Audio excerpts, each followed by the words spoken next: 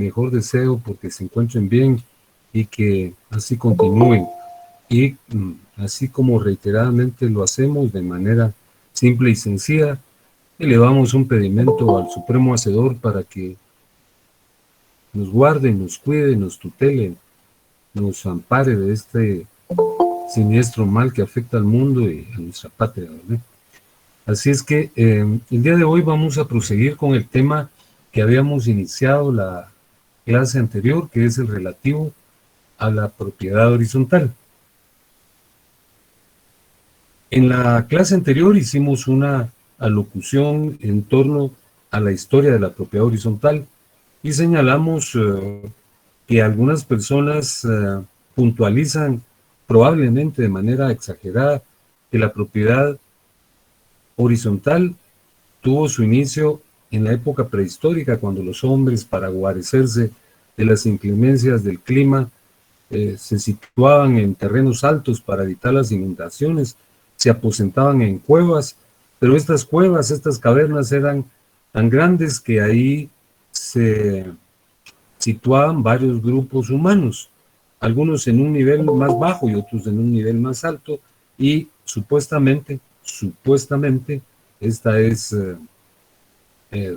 una mera hipótesis, así fue como se inició la propiedad horizontal.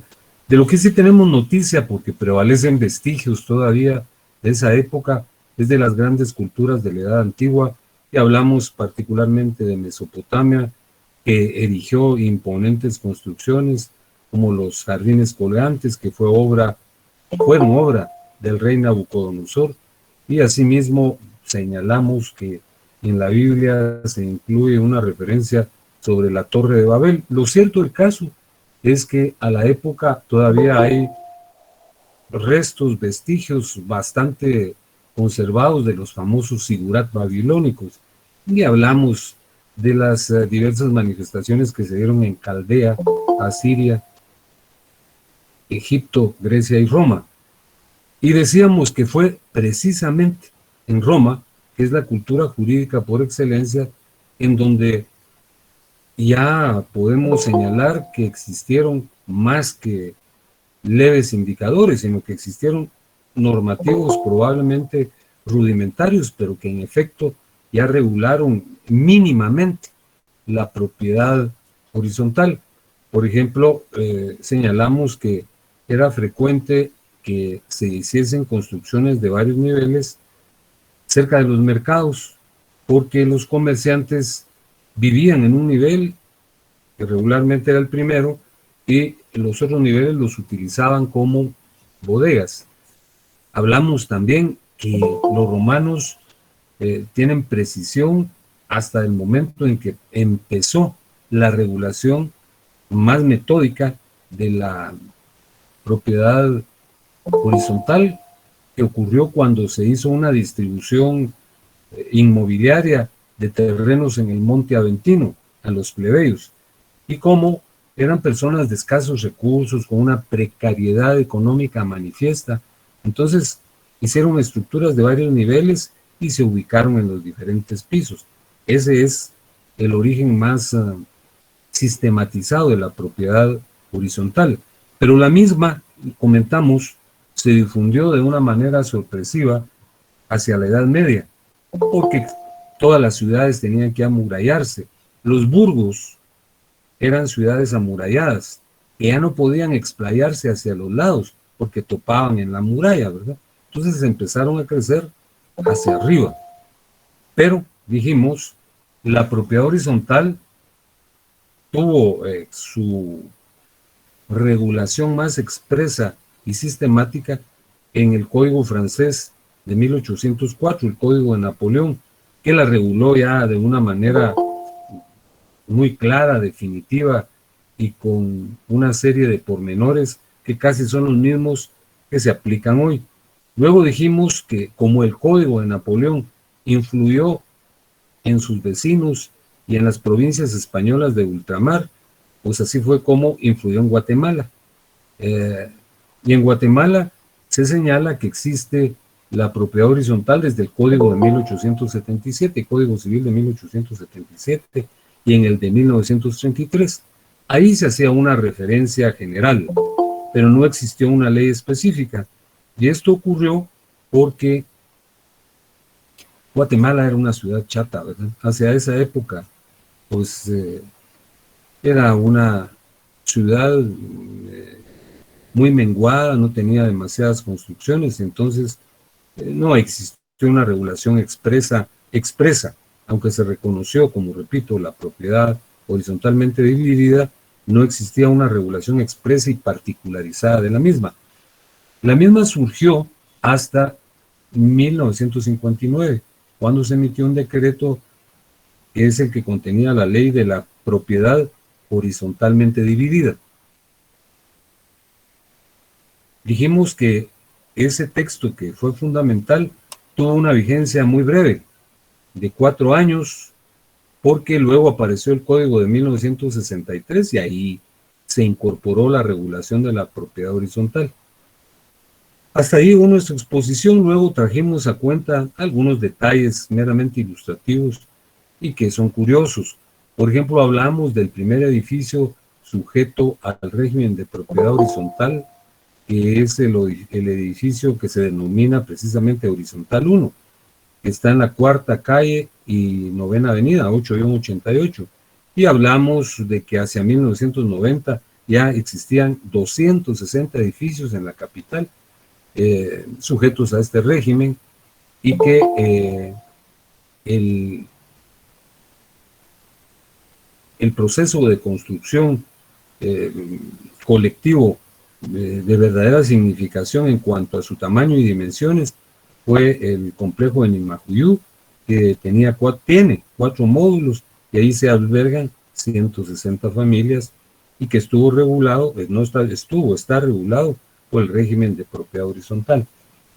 El día de hoy vamos a tener una exposición realmente muy breve, porque nos vamos a referir única y exclusivamente a la regulación de la propiedad horizontal en nuestro medio, y para el efecto les presento el temario de esta noche,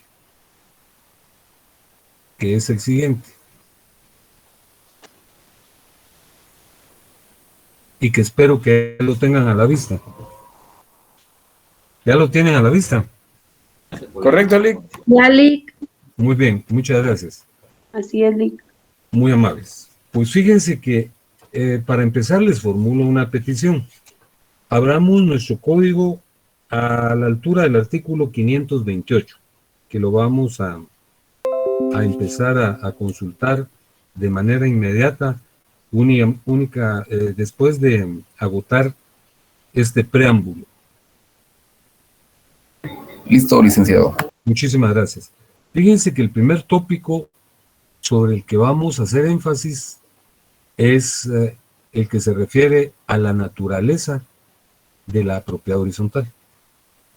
Hay 3 tesis que abordan el asunto.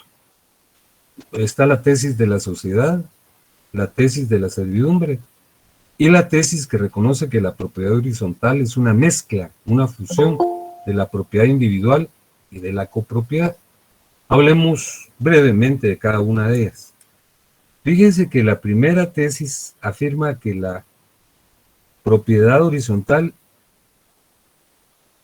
es una sociedad, que las personas que moran en un edificio y son propietarios de apartamentos o de niveles realmente son socios, pero realmente no es así, ¿verdad? La sociedad, como ustedes lo estudiarán el año venidero en obligaciones y contratos, la sociedad es un contrato mediante el cual 2 o más personas hacen un aporte de capital para realizar una actividad productiva y las ganancias que obtienen se las dividen. Entonces, no es una sociedad la propiedad horizontalmente dividida. Definitivamente no lo es. Y los moradores del edificio no son socios. Una segunda tesis es la que considera a la propiedad horizontal una servidumbre.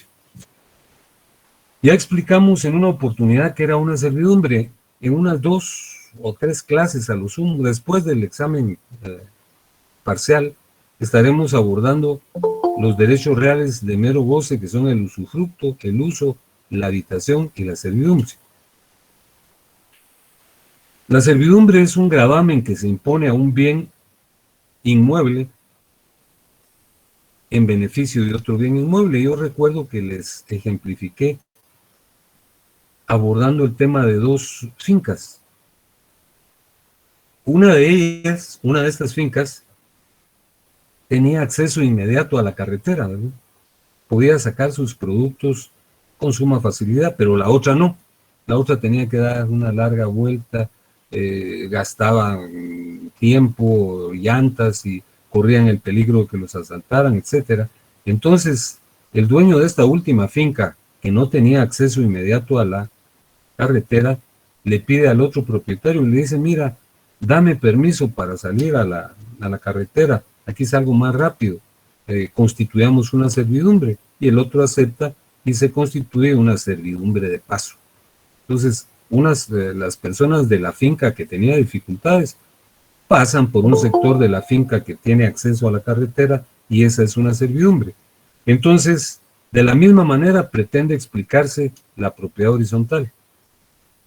Los moradores del primer piso soportan una servidumbre en relación al segundo piso. Los del segundo piso soportan una servidumbre en relación a los del tercero y así sucesivamente. Pero ninguna de esas dos tesis es aceptada. La tesis que acepta nuestro Código Civil está regulada en el artículo 533, que les pido que lo lean, por favor. Leámoslo, traigámoslo a la vista. El artículo 533, si ustedes ya lo tienen a la vista, dice lo siguiente: propiedad singular y condominio. Cada titular es dueño exclusivo de su piso y copropietario de los elementos y partes comunes del edificio total. Son elementos comunes, además del terreno, las cosas necesarias para la seguridad, conservación y servicios generales, para el uso y goce de todo el inmueble y de cada planta. Entonces, la naturaleza jurídica de la propiedad horizontal no es sociedad, no es servidumbre, sino es una mezcla de la propiedad individual y de la copropiedad. Cada propietario ejerce su propiedad en el piso que le corresponde o en el apartamento que compró. Pero hay copropiedad, como se lo señala acá, ¿verdad? En las gradas, en los parqueos, en los tendederos, en los ductos de luz, en los ductos de energía eléctrica, en el parqueo, ¿verdad? Entonces esos son elementos comunes. Y recuérdense que estamos estudiando la copropiedad forzosa. Nosotros hablamos de la copropiedad voluntaria, que es cuando los copropietarios suscriben un pacto de indivisión que no puede ser mayor de 3 años, pero que puede prorrogarse. Acá no. Dijimos que la copropiedad forzosa se da en la medianería, que ya estudiamos, en la propiedad horizontal. ¿Por qué es forzosa? Porque cada uno de los moradores es propietario de un piso o de su apartamento, pero es copropietario de los elementos que yo señalé. Y uno de los copropietarios no podría decir: aquí hay 100 gradas, a mí me tocan 20 y me las llevo, porque puede que hasta derribe el edificio, ¿verdad? Voy a tomar mi parqueo y me lo voy a llevar a otra parte. Eso no se puede. Hay una copropiedad forzosa.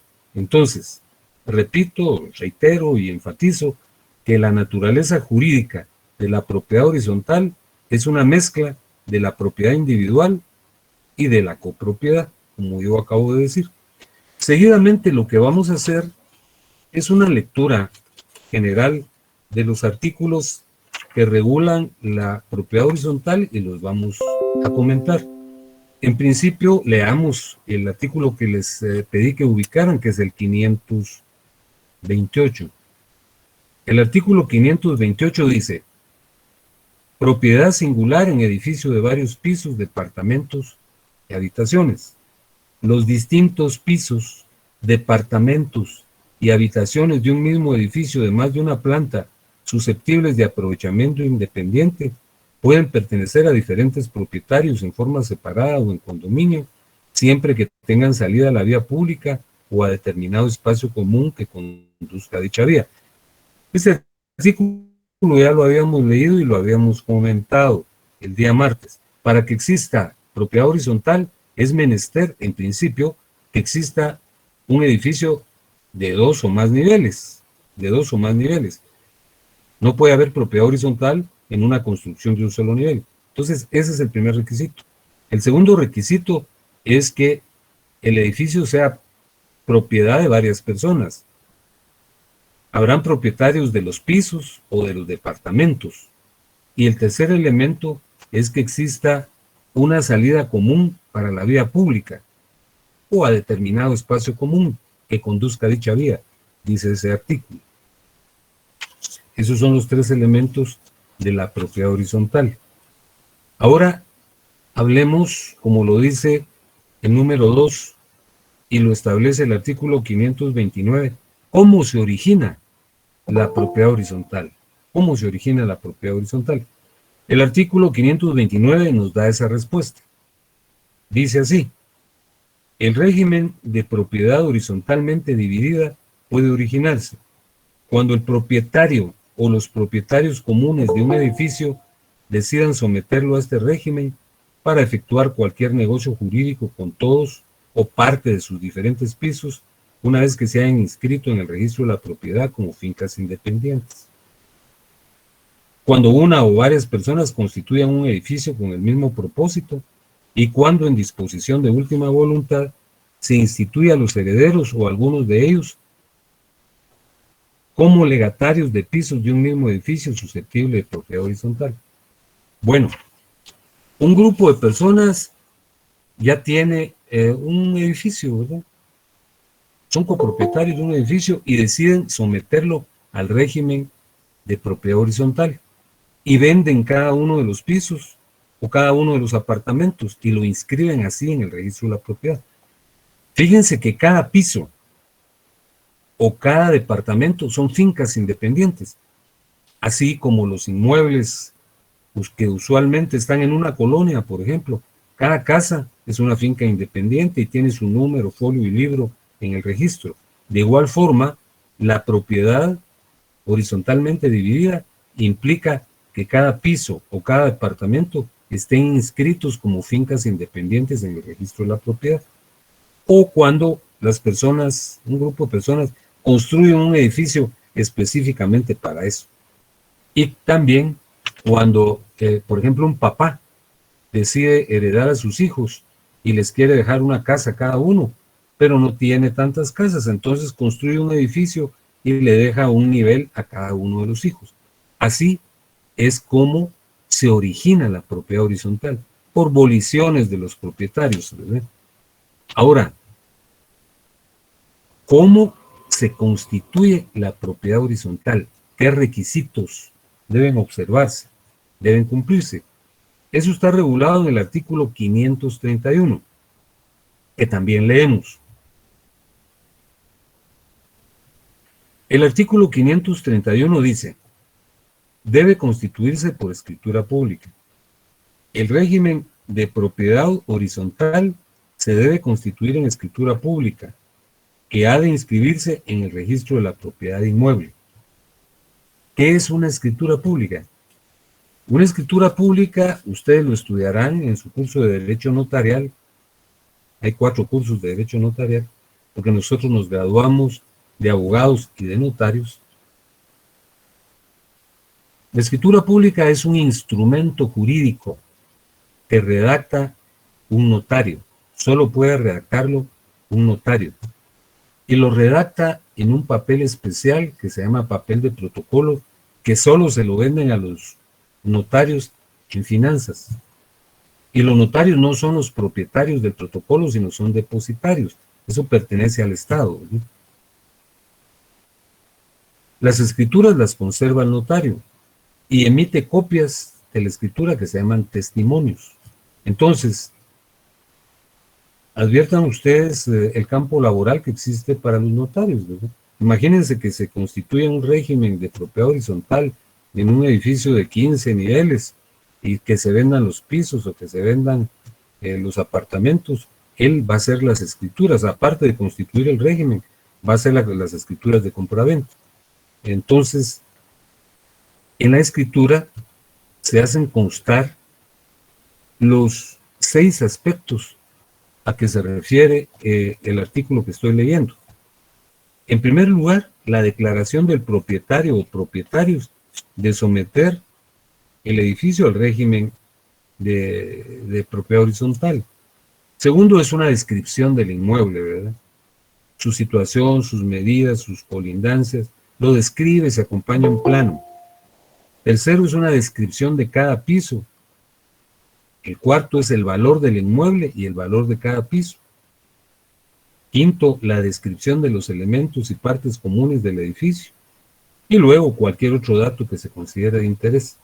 Entonces adviertan, se origina por voluntad de una persona que afecta a un edificio o construye un edificio con ese propósito o lo transmite a través de la sucesión hereditaria.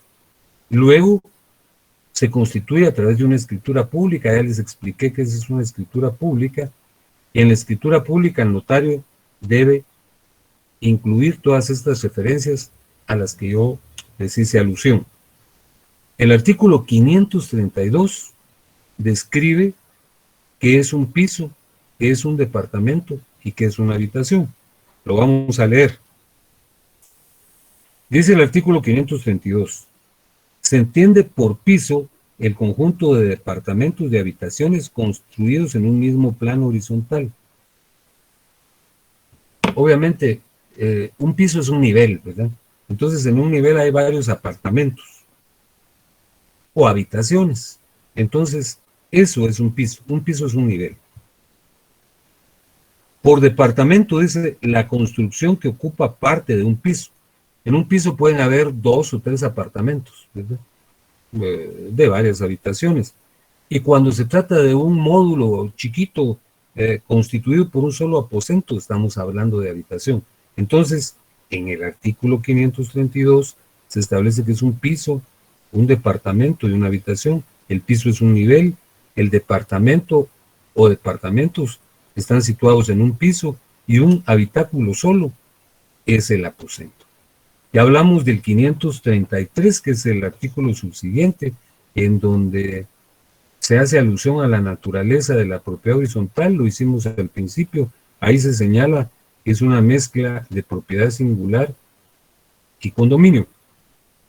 Fíjense que hablamos seguidamente de las infracciones cometidas por los inquilinos y los gastos comunes, ¿verdad?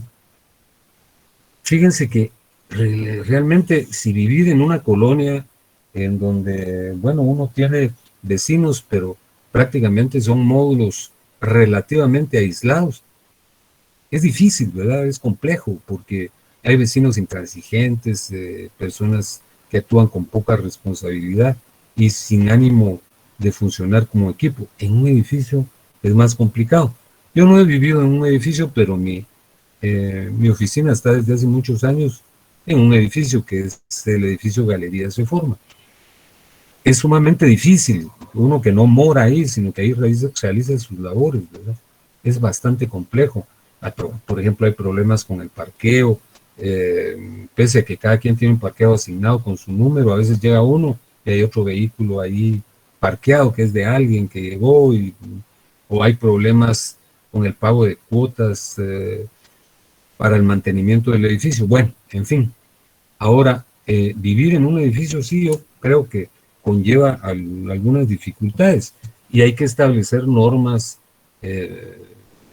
muy precisas y drásticas. Miren lo que pasa con las prohibiciones y la acción que hay que ejercer en el caso de las prohibiciones. Veamos el artículo 536. Dice el artículo 536, prohibiciones. Cada propietario de piso, departamento o habitación debe abstenerse de destinar su propiedad a usos contrarios a la moral y buenas costumbres, hacerla servir a otros objetos que los convenidos en la escritura constitutiva, efectuar actos que perturben la tranquilidad de los demás propietarios u ocupantes, o realizar hechos que comprometan la seguridad, solidez y salubridad del edificio, así como incurrir en omisiones que produzcan los mismos resultados. En la escritura en que se constituye el régimen, se establece el destino del piso, del departamento y de la habitación.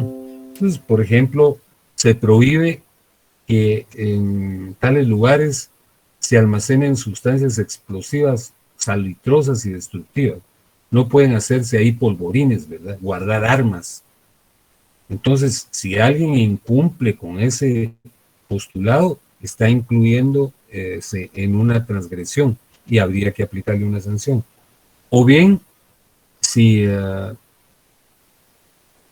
los pisos, departamentos o habitáculos tienen como por propósito exclusivo el funcionamiento de oficinas profesionales o de clínicas, y alguien pone una cantina o un bar, está también cometiendo una incorrección, ¿verdad? O si establece ahí problemas relacionados con la moral o con la ética, ¿verdad? Fíjense que, por ejemplo, yo les traigo a cuenta mi propia experiencia. Había un lugar en donde ahí donde nosotros estamos, ¿cómo se llaman esos lugares ahora? Donde no me recuerdo cómo se llaman esas oficinas, y trabajaban como 60 personas, ¿verdad?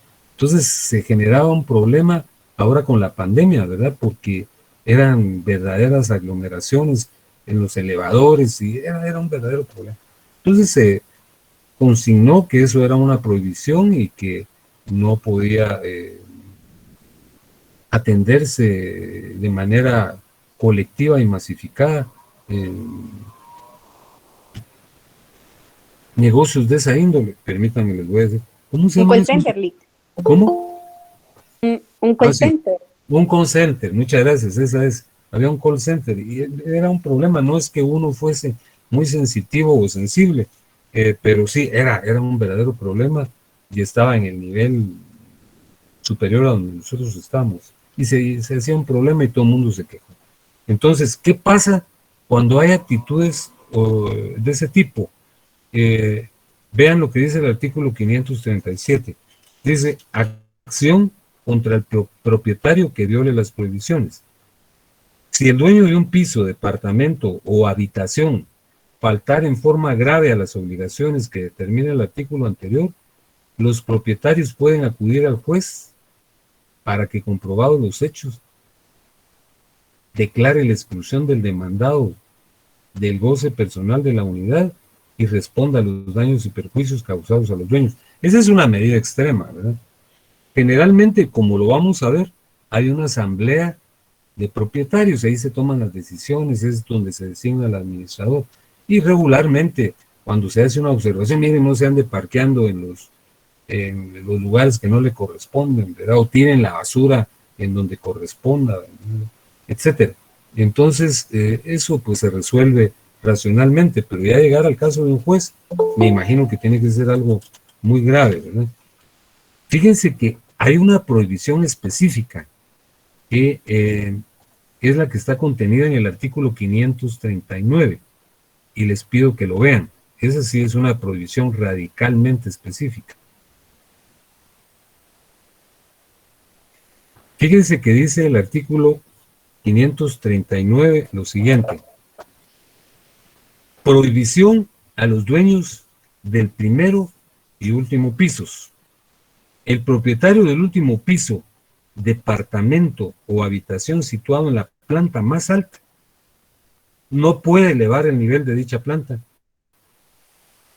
sin el consentimiento unánime de los demás propietarios y la autorización municipal respectiva. Sin cumplir estos mismos requisitos, el propietario de la planta baja o del subsuelo o del departamento o habitación situados en los mismos no podrá hacer sótanos o excavaciones de ninguna especie. Eso es algo totalmente lógico, pues. Los edificios de más de 2 plantas construidos por expertos, ¿verdad? Arquitectos e ingenieros que conocen con meticulosidad lo relativo a esa construcción y a esas estructuras, pues recomiendan que no se hagan edificaciones en el último piso. no sea que lo vayan a desbalancear, de repente lo derriben, ¿verdad? Y de igual forma, los moradores del primer piso no pueden andar haciendo excavaciones ahí para hacer sótanos. Pueden dañar los cimientos, afectarlos y también producir un efecto respectivo o un efecto semejante al que yo acabo de señalar. Entonces, esa es una prohibición radical. Y también deseo comentarle lo relativo a las obras urgentes que están regulados en el artículo 541 y 542.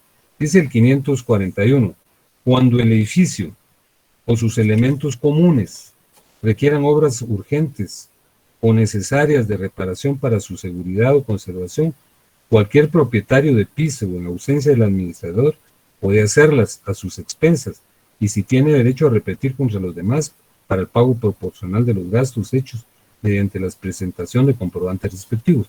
Es decir, aquí me imagino que no son reparaciones tan drásticas ni tan severas, al punto que el dueño de cada piso puede hacerlas a sus expensas, dice. Y si eso atañe a los demás, pues les hará un cobro a sus expensas, a los otros propietarios de departamentos de los pisos. Pero vean, hasta aquí todo parece sintónico y que todos están de acuerdo, pero dice el 542, autorización de obras urgentes. La estimación de la urgencia o necesidad de las obras y su importe corresponde a la mayoría de los propietarios o en su defecto al juez competente cuando lo solicite cualquiera de ellos. Fíjense que por ahí hay un refrán popular que dicen que dos cabezas piensan más que una, pero no es verdad. Yo no es que me atribuya sapiencia en ese extremo, pero ponerse de acuerdo dos personas es complicado, pero cinco es más. Entonces, en estos edificios hay una asamblea de propietarios. Entonces, solo para determinar qué es urgente y qué es no, hay que sesionar, convocar a la asamblea y que ellos determinen si es urgente o no. Y puede ser que unos digan que sí, otros digan que no. Entonces, si existe una situación de dubitación de esa índole, hay que acudir al juez, ¿verdad? Entonces, adviertan que no es tan sencillo. Ha de tener muchas ventajas, ¿verdad? Pero también tiene, como estas, muchas desventajas. Lo relativo a la administración del edificio está regulado en el artículo 547. Dice, los edificios sometidos a régimen de propiedad horizontal deben ser administrados por la persona que designe la mayoría. El administrador ejercerá su cargo con sujeción a sus disposiciones, que debe contener, a las disposiciones que debe contener el reglamento de copropiedad y administración.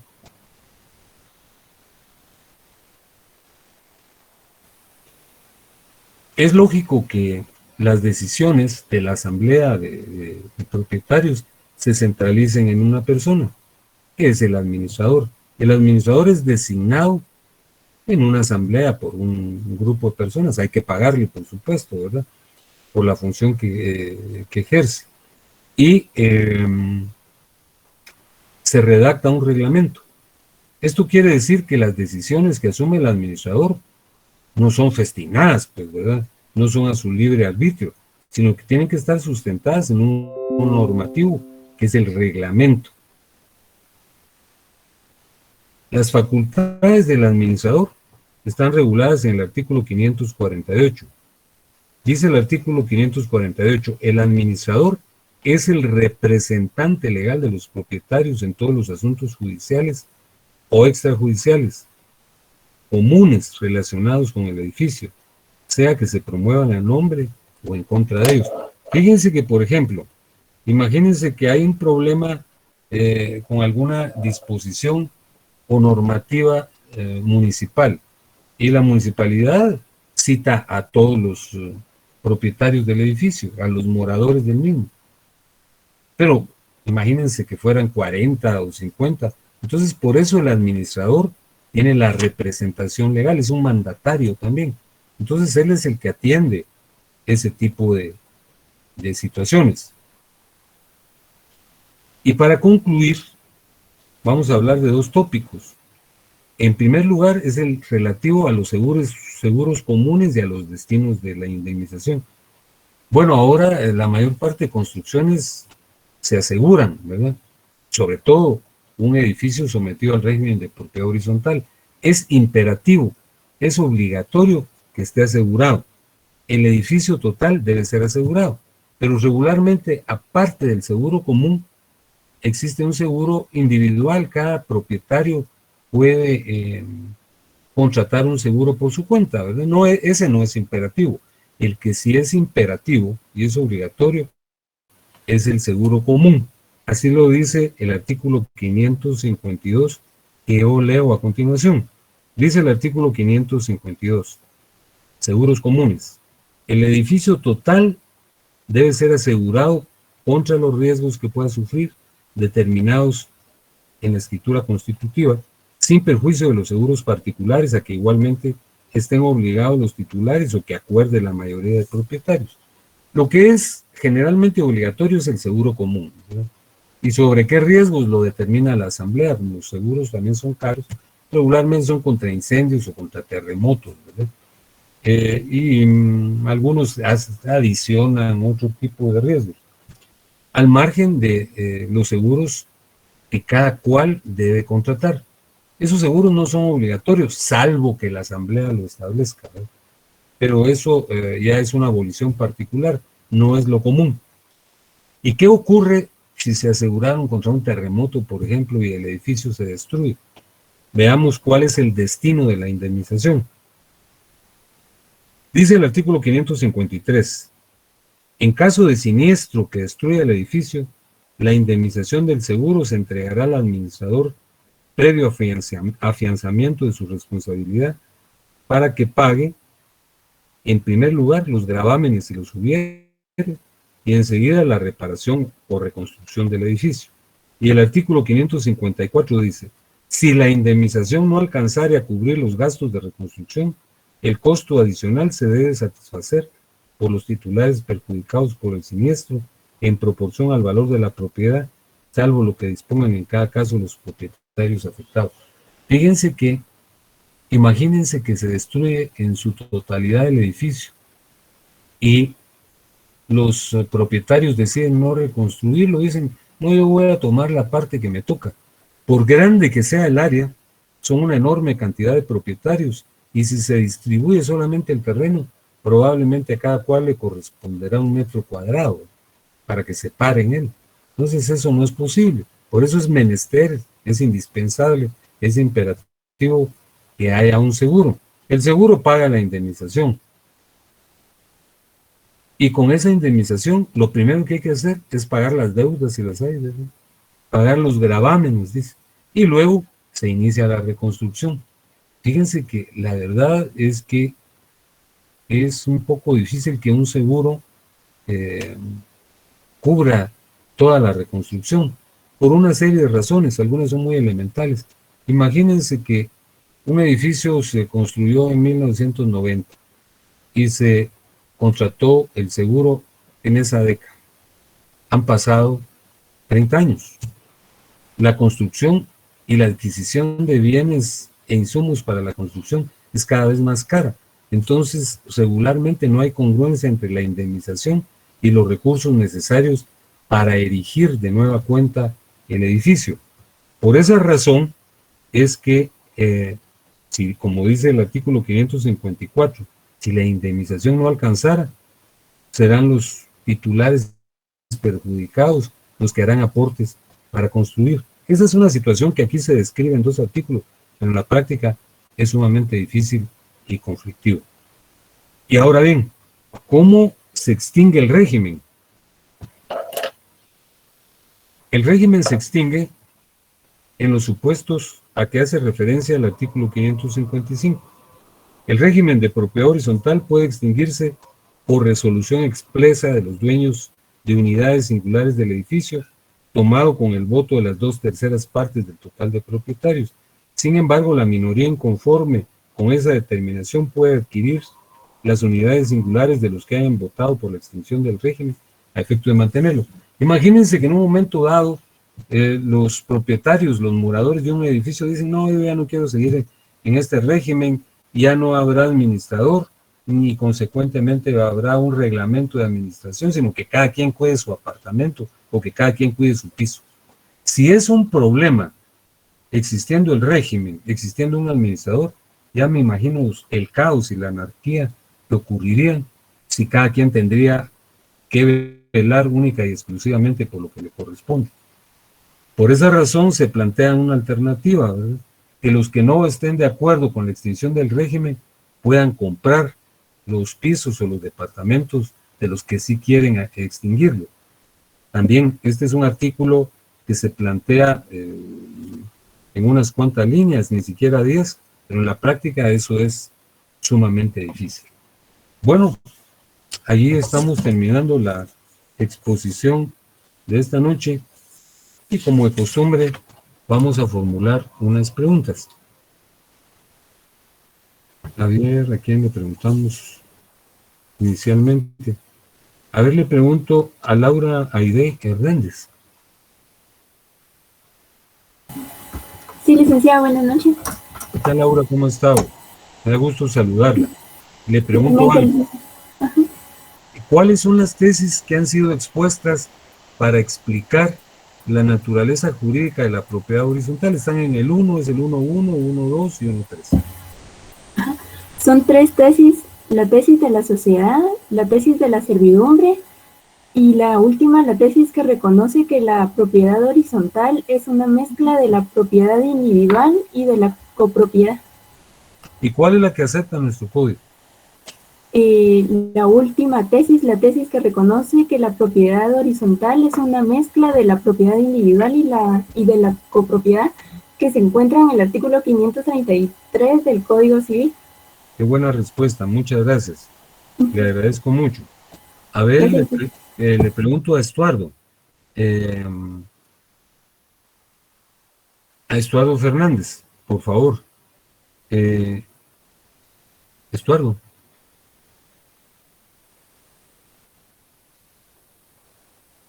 Bueno, no está. Entonces, le pregunto a Giancarlo. Dígame, licenciado, buenas noches. ¿Qué tal, Giancarlo? Muchas gracias. Ya lo había saludado, pero saludo nuevamente. Un gusto, Giancarlo, ¿cómo se constituye la propiedad horizontal? Está en el artículo 531. Permítame, licenciado. Debe constituirse en escritura pública, que debe ser inscrito en el registro de la propiedad inmueble. Sí, está muy bien. Esa es la respuesta. Ya explicamos que es una escritura pública, es un instrumento, un documento que redacta un notario en un papel especial que se llama papel de protocolo que venden en finanzas. A ver, le pregunto a Carlos Omar Santos. Muchas gracias, Giancarlo, es usted muy fino. Gracias, licenciado, buenas noches. Carlos Omar. ¿Puedo yo, licenciado? Vaya, muchas gracias. ¿Con quién tengo el gusto en este momento? Con Blanca, antes era Blanquis. ¿Qué tal, Blanquita? Gracias, Blanquita. Blanquita, establezcame la diferencia entre departamento, piso y habitación. Ahí lo establece el artículo 533, ¿verdad? Sí. Dice, permítame. No, 532 es. 532. Piso, departamento de habitación, según el artículo 19. No, 532. Ajá. ¿Sí? ¿Qué dice? Lo que pasa es de que dice también ahí el artículo 19 del decreto ley número 218. Reformado por el artículo. Ajá, sí, se entiende por piso el conjunto de departamentos y habitaciones construidos según un mismo plano horizontal en un edificio de varias plantas, y por departamento la construcción que ocupa parte de un piso, y por habitación el espacio constituido por un solo aposento. Así es. Esa es la respuesta, Blanquita. Muchas gracias. Muchas gracias. A ver, le pregunto a quién, a Kevin Augusto Arias. Buenas noches, licenciado. ¿Qué tal, Kevin? ¿Cómo está? Háblame de la administración del edificio, por favor. Ahorita, licenciado.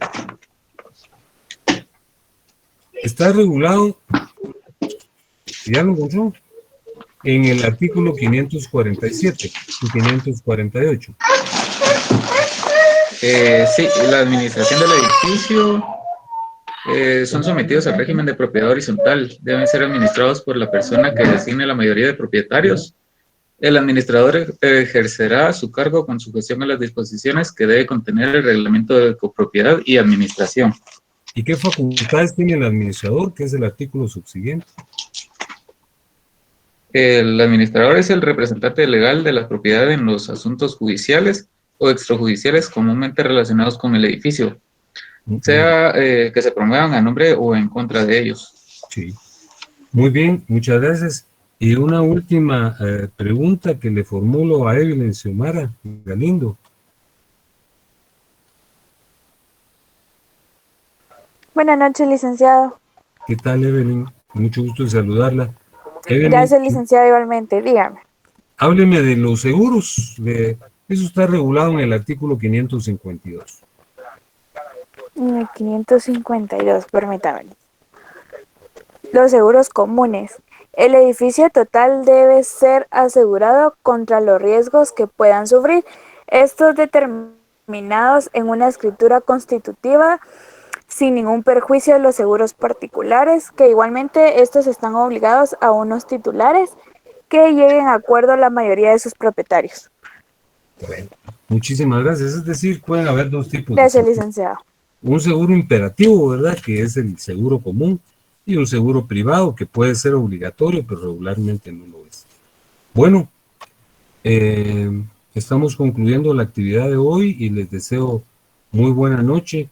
Les transmito como siempre mis mejores deseos y espero contactarlos el día martes venidero a la hora de costumbre, ¿verdad? Muchas gracias, licenciado. Gracias, licenciado. Feliz noche.